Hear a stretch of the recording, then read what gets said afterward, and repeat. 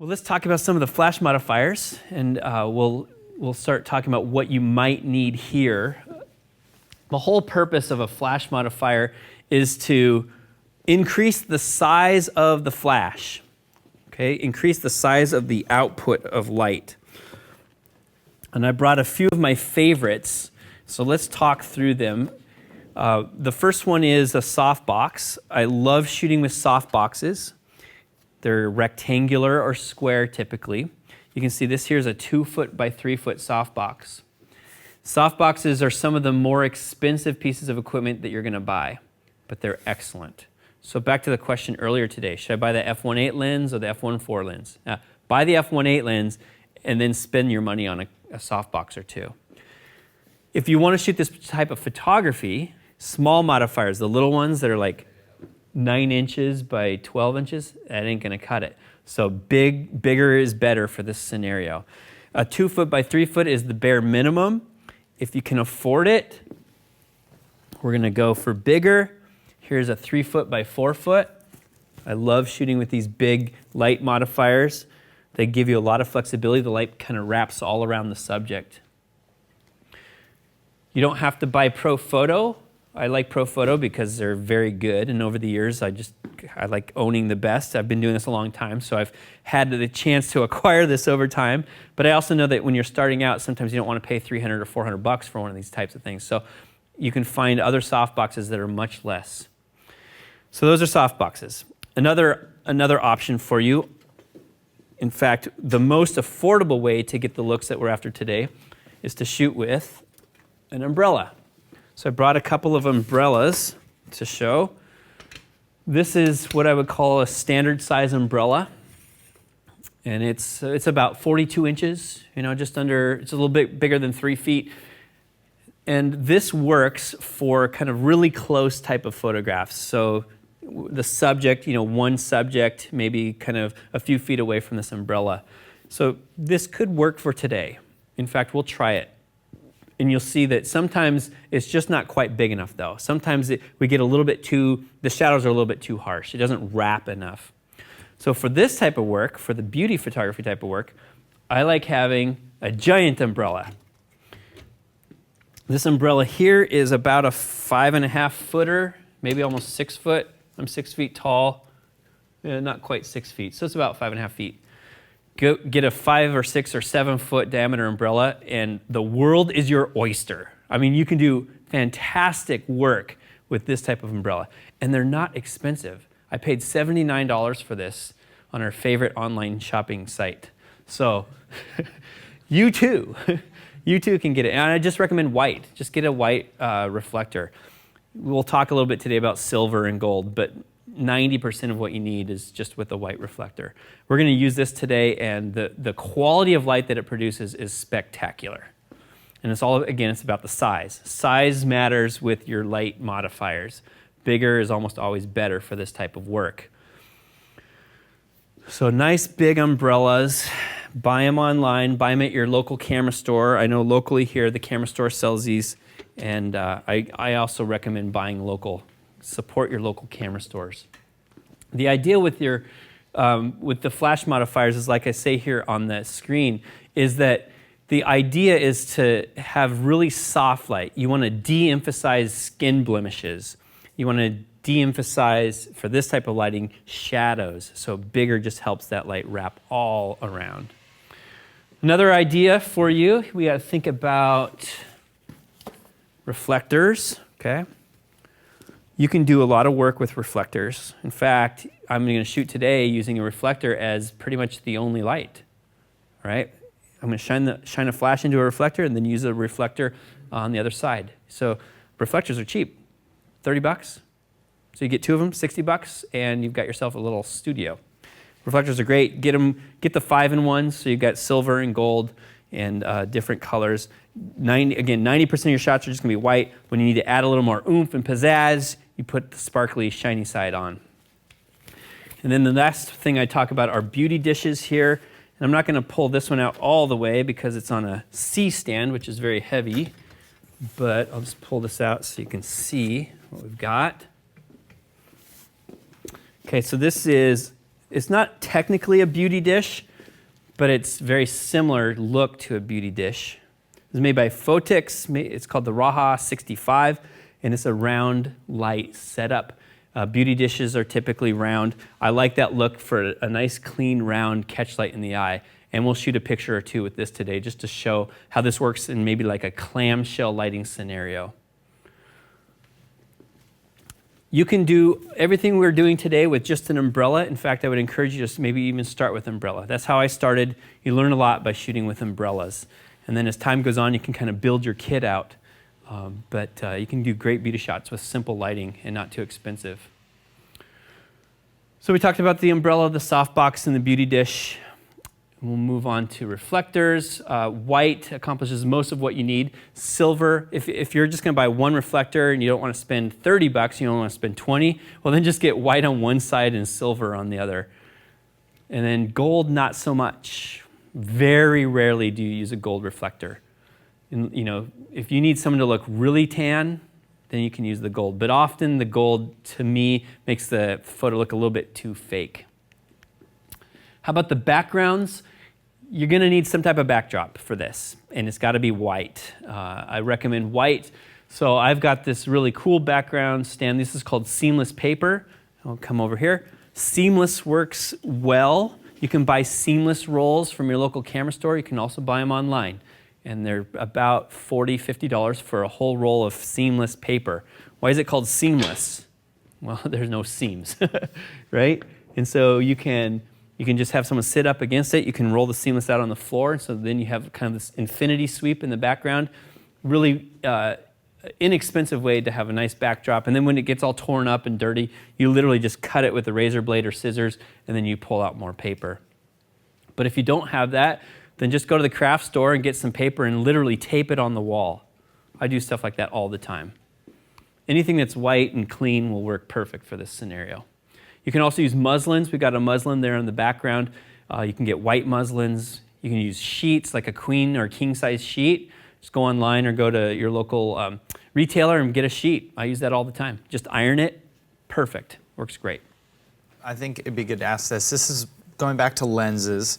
We got a couple questions about crop sensors and using like a 50 with a crop sensor, because that's effectively going to be. So can you explain that? And Sure. Is that a good idea, or should people with crop sensors still shoot 80 millimeter? Yeah, good. lenses? I should have clarified that earlier.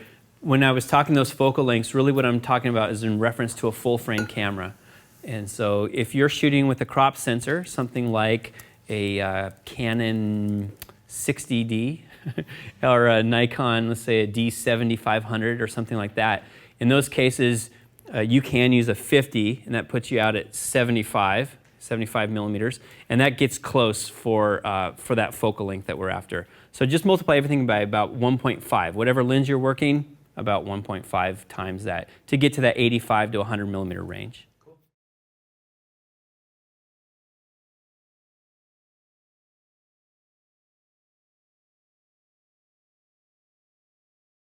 So let's talk lighting styles, and I'll kind of move through these pretty quickly, and then we'll get into shooting some pictures.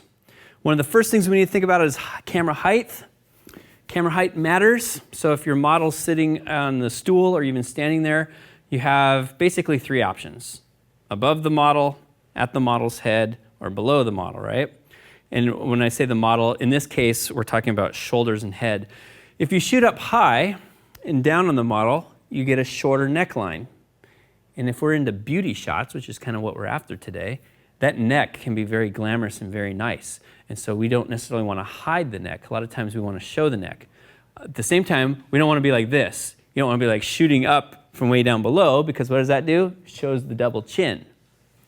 So the ideal case for this is slightly below.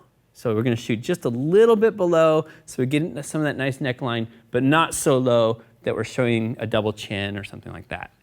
So camera height matters, and we'll shoot a couple of examples of that as we move on. Let's talk about proximity to background. I skipped a slide there, but I'm just going to kind of talk through that slide I skipped. Proximity matters. It really matters how close you are to that background to get that beauty shot and that beauty look. If you're close to the background, that means that your main light can spill onto the background. And that's what we're after today. A lot of times you'll hear photographers telling you that you have to be a long ways away from the background. And most of the time that's the case because you want that background to fade away into nothingness and get all blurry. But today, since we are only using one flash, we have to find a way to light that background. And the only way to do that is to be pretty close to that backdrop. So you can see I've already got the stool set up here, and you can see that I am about a foot away from that backdrop. We'll shoot a couple images. I'm going to show you what it looks like to be 1 foot away, 3 feet away, 5 feet away, and you'll see how important it is to be close to make that background look white. Okay, so proximity to background matters. I left my clicker over here. And then let's talk about some of the lighting styles. And I realize that we talked a lot about gear, and so I think what I might do is just real quickly just describe the lighting styles that we're going to shoot today, and then we'll get right into shooting. So lighting style 1 is all around a softbox. And this is what I'm going to do is I'm going to use a softbox and create something called butterfly lighting.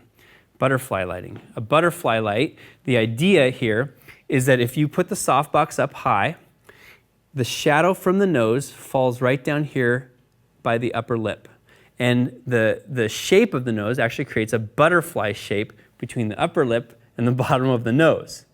It used to be called Paramount lighting for the old Paramount studios as well. So we're after kind of that look. So a softbox up high, and then this butterfly light is going to give us that little shadow underneath the nose. The next style we're going to shoot, if it clicks, is I'm going to show you a beauty dish. In this case, not an actual beauty dish, but the Photix Raha. So we're going to show you a beauty dish and a reflector, and I'll show you a bunch of different looks with that beauty dish. The next one after that, I'm going to show you how to use an umbrella. So we're going to use this, we'll do a small umbrella, and then we'll go to the big umbrella, and then we're going to throw in something called a V-flat. And the V-flat is that big black thing there in the background, and what that is a big barn door type setup, and the inside of that's all white. And we're just going to reflect lots of light onto the subject. Just massive, huge, large light, just whoa. It's all about the sounds, whoa. And then we're going to go to another set, and this is we're going to use a reflector. So I'm going to use the reflector as the key light. So we're literally going to shine the flash into the reflector, and then we're going to use other reflectors to help reflect light back onto the subject. So that's like the least expensive scenario we'll shoot. And then this one, lighting style 5, I don't really have a name for it. It's just, we're going to throw everything at it. We're going to have a nice big softbox. We're going to have a reflector down low, reflectors on the sides. Basically, we're going to create a light sphere around the model just to create this beautiful flat light. And then the last one, I think I have style 6 here. We're going to do something interesting, and we're going to put the softbox behind the subject, directly behind the subject. And then we're going to use reflectors in the front to shine light back onto the subject, and you'll see what that looks like. And that's one way to always get a really white backdrop is to put the model in front of the light itself.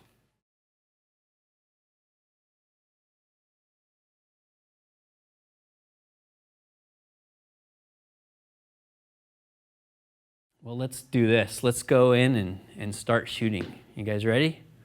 All right, well, let's call our model forward. Everyone welcome Natalie.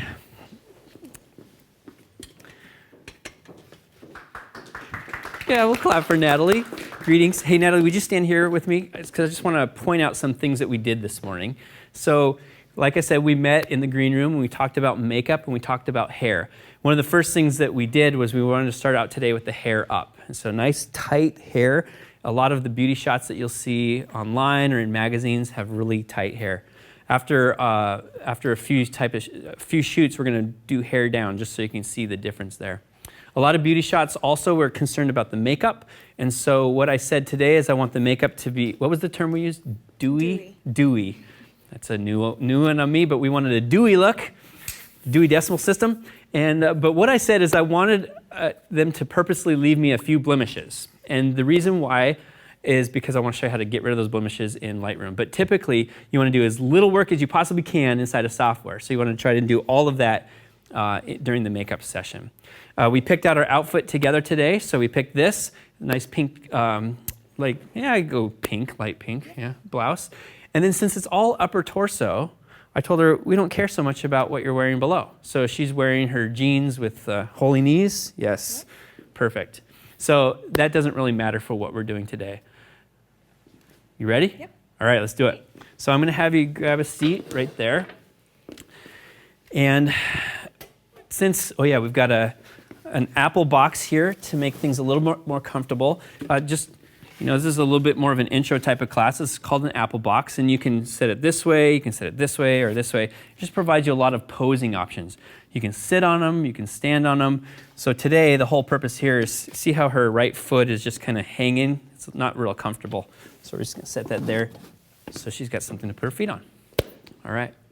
First thing I want to show you is proximity to the background. So we're going to keep our lighting pretty basic initially, and I want to show you what it looks like when we're really close to the backdrop, and then what it looks like when we're a little farther away, and then maybe 5, 6, 7 feet away, maybe even 10. And actually, I'm going to have you, would you stand up for me real quick? I'm going to move in even a little bit closer. Okay, go for it. So we'll start with the softbox, just like this. And I'm not going to bring in a lot of reflectors or anything. Right now, I'm just going to keep it really simple, just so you get the impact of proximity to the background. Next thing I'm going to grab is a flash. And I'm going to use the Photix setup. So most of your softboxes will have some type of speed ring. I'm just going to mount the flash here to the speed ring. And this is called a Speedlight speed ring. That's important. A lot of your speed rings are designed for studio lights. Well, this speed ring is designed for a speed light. speed, flash, basically a small flash setup. I'm now going to turn on this flash, and I'm going to set it to receive on that channel 1 group A thing. Cool, it just beeped at me, it means it's charged. I'm just going to look, it says channel 1 and group A, like that. And from a height perspective,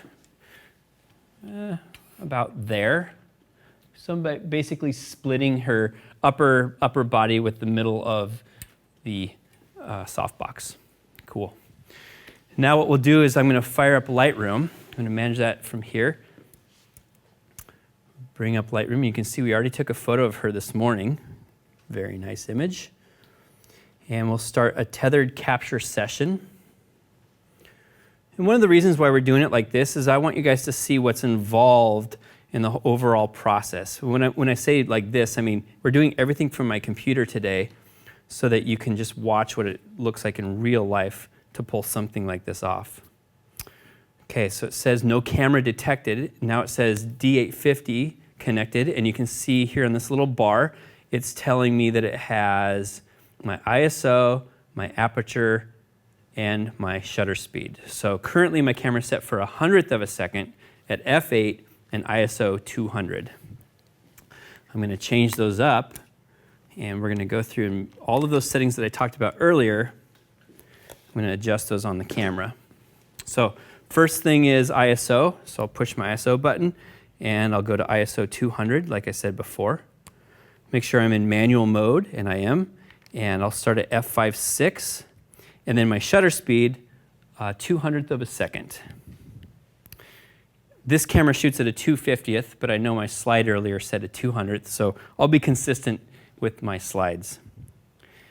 Now I'm going to turn on my wireless transmitter. So I power it up, and now it says channel 1 group A. And I'll just do a quick little test. This little flash symbol here will trigger my flash. So I'm going to trigger the light.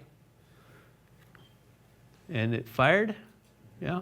So we're good. And then the beep, waiting for that beep. And when the flash beeps, it means it's fully charged and ready to go again. So first picture we're going to take here is just a test. I don't know if my exposure is set up properly or not. So we'll just snap a pic. And I realize it's a little bit in the way. Here we go. 1, 2, 3. So normally I'm looking on the back of my camera, but for today, we've got it here on the screen. And what do we know about that photo? Well, it's kind of blown out, a little bright. So what we're going to do is we are going to make some adjustments. So I can do a few things. Do I want to keep this depth of field? Do I want to keep this power? So I can change my aperture, I can change my ISO, or I can change my power on the flash. Well, my flash, I forgot to tell you what I had that set for. My flash was set for quarter power. And in these settings, it's obviously too bright. So I'm going to bring this down by, I'm guessing, 2 stops. So I'm going to push here on the flash, and I'll rotate down to 16th power. I was at quarter, so I go to 8th, and now 16th. So that brings it down by 2 full stops. All right, here we go, again. Okay. Now that's looking a little bit better from an exposure perspective. Great. So let's talk about that background. So the background you can see is not quite white. Let's see, as you guys are looking at it, it'd be her left side.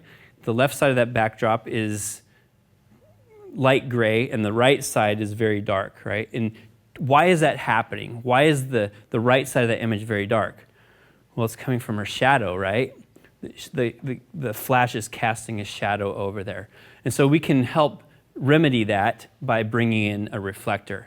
But for now, what I want to do is I want to keep these settings the same, and then I would just want to move her farther away from that backdrop, just so you get a feel of what happens when you're farther away from the background trying to get white. I'm going to lock this into my holster here so I can walk around and use both hands. Okay, there we go. So I'm going to have you stand up, Natalie. And normally, one of the reasons why we don't have an assistant on set is because most people watching the show today won't have an assistant. So you can see everything that a photographer would have to do by themselves. And normally I don't like the model to help me out because they've got hard work. It's hard work standing in front of that camera and always being on point, and I don't want them to sweat. So never let them see a sweat. Okay, so that was about 1 foot away from the background. Now we're going to move about 3 feet away, so go ahead and sit down again.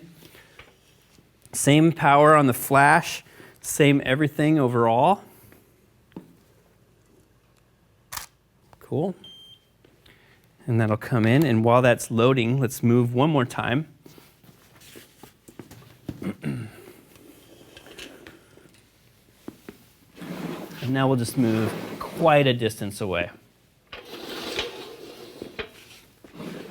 Okay, grab a seat. Good. Fantastic. Okay, let's look at those images on the computer. So you can see that shooting with a white backdrop, you still have a lot of flexibility and control over the overall brightness. So this is the one that was pretty far away. Gray, we went to gray. Here's one we're closer, a little bit lighter, brighter. And then here's one we're about a foot away, and we're looking better. Earlier, before you all came in, I shot this photo right here, and we'll go full frame just so you can see it. And it was basically the same setup with the reflector. So let's go and produce that, huh? Let's go and see if we can make that type of brightness on the background using our first scenario, our first lighting scenario. I've got my notes here, just make sure I've got this.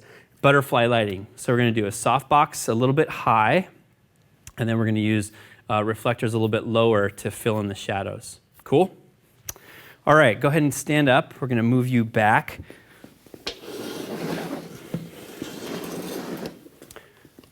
Sometimes when you're working in the studio, it's nice to have a hard floor and put everything on wheels. So like if your posing stools can be on wheels, you can just move things around easy and quick. All right, go ahead and grab a seat.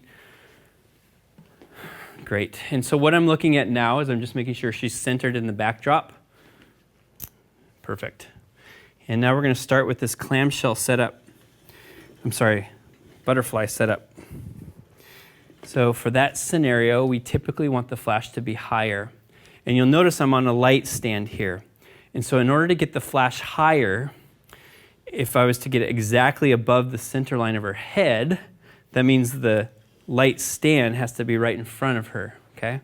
So we can't quite accomplish that with this type of setup. Another way to accomplish that is to get something called a C-stand, and that's what I've got in the back with that other kind of beauty dish with a boom arm. That allows you to actually get the flash out over the subject above them, and then the stand is off to the side. We'll shoot with the C-stand later. For now, we're just gonna see how well we can do. And I'm just basically gonna shoot right around the light stand itself. Okay, I just realized I didn't have you close enough to the background. We're gonna get a little closer. Fine tuning. Okay, great. So all the settings the same as earlier. And we'll do that. Yeah, great. And let's just see what we get for this first shot. Now I did change position of the light, I changed distance, so I'm anticipating I might have to change the power of the flash.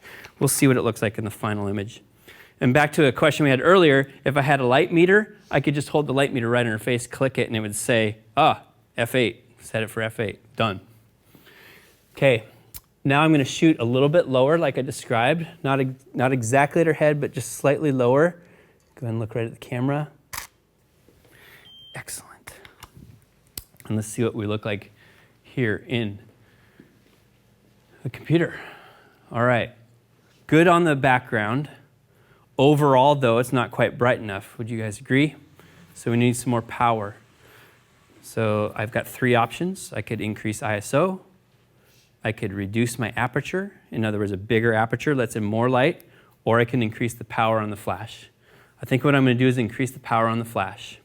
I'm at 16th power, so that to me looks like I need to go brighter by at least 1 stop. So I'm at 16th. You can probably guess what I'm going to go to, 8th. So we go up to 8th power. I push OK. That sets it. And we take a shot again. Nice.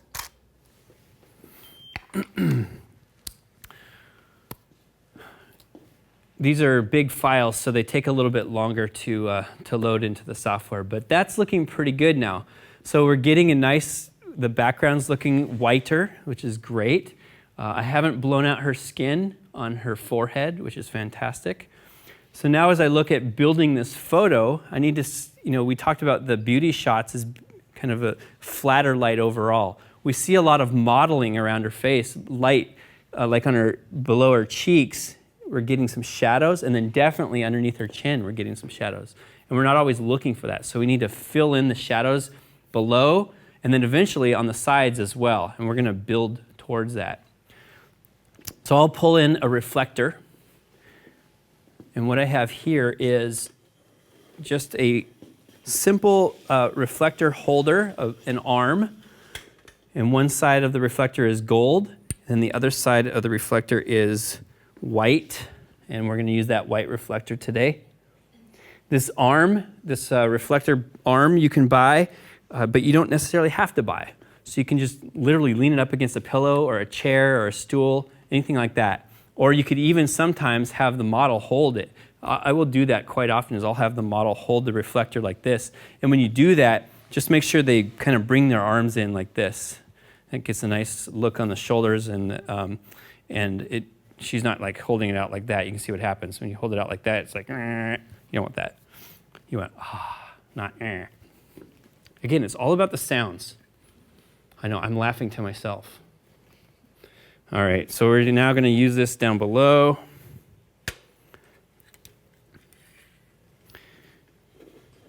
And we're going to bring it in almost to where it's uncomfortable. Okay. We'll start with that.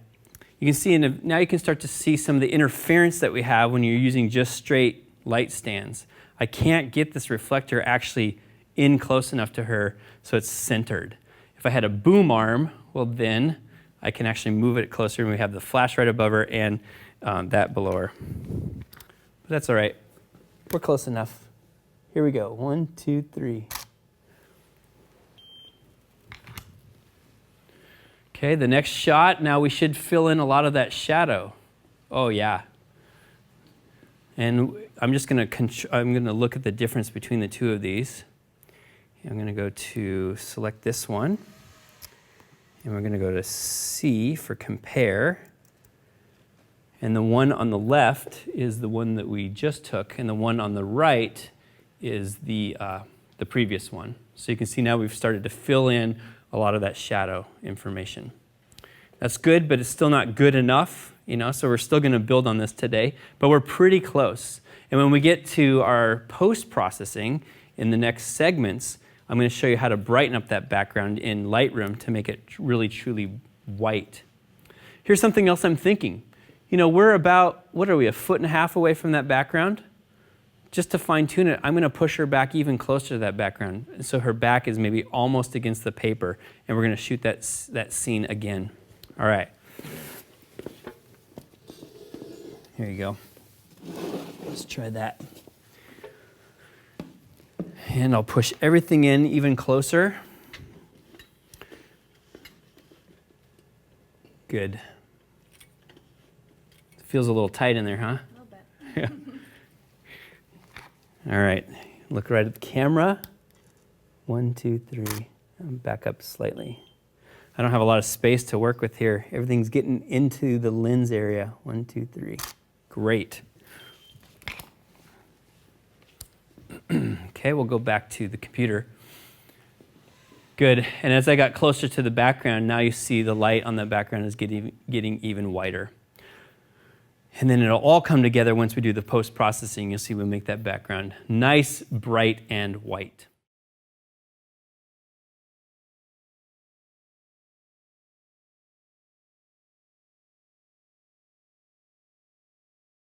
Okay, let's shoot another scenario, another look for this. And we'll go to our look number 2, which is, look 2 is a beauty dish and a reflector, okay? So we'll switch these out, and now I'll go to this beauty dish type of a scenario along with the reflector. Now a beauty dish typically is a smaller light overall. So it's more specular, that's the term, meaning more contrasty, more direct. So with softbox is nice and big and spreads light all around, but a beauty dish is a little tighter. So we have to be very careful about placing the beauty dish. All right, I'm going to move this over here. Let's get this out of the way. Turn that flash off. And on this case, we're going to use that boom arm. It's called the C stand. C, I think, stands for century. And in a small studio, this is a big studio, but in your small studio space, you're always moving stuff around. It's frustrating sometimes, but the life of the photographer. Okay. So we'll bring this up. And we'll kind of shoot the same look overall, but now it's really, I have to be very careful about its placement so that I still get a catch light in the eye, and at the same time I'm casting some light on the background. So I'm just going to build this kind of element by element. And since it is on a C stand and I'm on a boom arm, I just want to show you it's not really stable here. So we're going to use a sandbag to keep it from falling over. Got a bunch of sandbags here. Perfect length. It's almost like we planned that out. All right, so I put that on the opposite leg there. Okay. And again, this is the Photix. I've got another one of these lights set up, and I think it's still on channel 1, group A. And to check, I'll just hit my little flash button there. Yep, works. And we'll start at quarter power, just like we did before.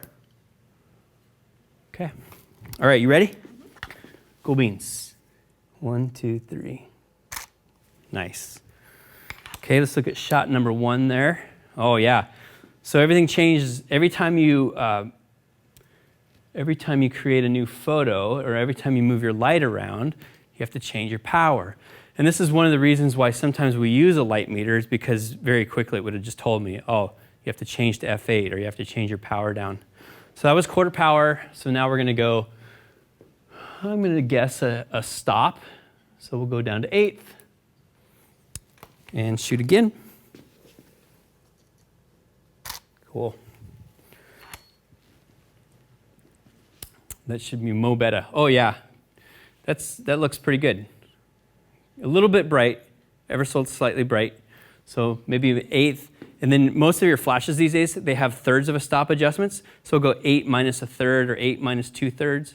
1/8 minus a third, 1/8 minus 2/3. So I think I'll choose 1/8 minus 2/3. And that also comes out as 1/8 minus 0.7. And I realize it's a little bit low, so I'm going to go up a tiny bit. So it's getting a little bit too much of a, you don't have a double chin, but that's, a little bit too low. Too much chin. Great. 1, 2, 3. Yeah, and while that's loading, I'm going to go grab my reflector here, bring that in, just like that. Nice and close, almost touching her actually. Yeah. Cool beans. 1, 2, 3. Super. So I'm looking for the catch light in the eye, which I've got, and now we're working towards filling in the shadows. Nice. That shadow, filling in the shadows underneath the chin worked really, really well.